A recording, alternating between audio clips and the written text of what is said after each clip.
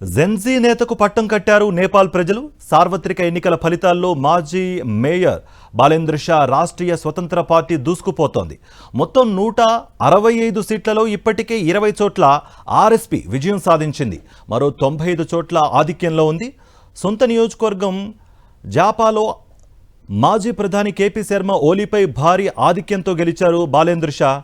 నేపాలీ కాంగ్రెస్ 7 నుంచి 11 సీట్లలో, మాజీ ప్రధాని ఓలీ పార్టీ 4 నుంచి 12 సీట్లలో మాత్రమే ఆధిక్యంలో ఉంది. గతేడాది సెప్టెంబర్లో నేపాల్లో జెన్జీ నేతృత్వంలో భారీ ఎత్తున నిరసనలు జరిగాయి. సోషల్ మీడియా బ్యాన్తో మొదలైన ఈ ఆందోళనలు తరువాత అవినీతి, నిరుద్యోగం, ఆర్థిక అసమానతలు, పాత రాజకీయ నాయకుల అధికార దుర్వినియోగం వైపు విస్తరించాయి.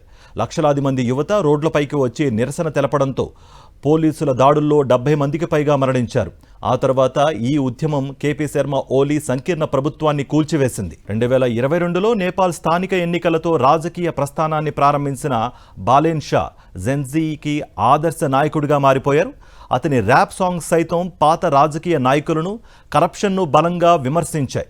ఆ తర్వాత రాష్ట్రీయ స్వతంత్ర పార్టీని స్థాపించారాయన. ఈ సార్వత్రిక ఎన్నికల్లో యువత మద్దతుతో ఆయన ప్రధానమంత్రి అభ్యర్థిగా పోటీ చేశారు.